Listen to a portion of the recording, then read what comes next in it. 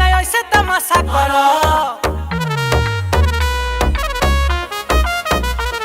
अखिया में काजल कह के तू पागल करेलू, बताव केकरा खाती तू जागल करेलू। आधी रात में खोल के बोतल लेके अपना हाथ में टोटल चांस करेलू। हसीना हो पसीना में तू तो नागिन वाला डांस करेलू। हसीना हो पसीना में तू तो नागिन वाला डांस करेलू।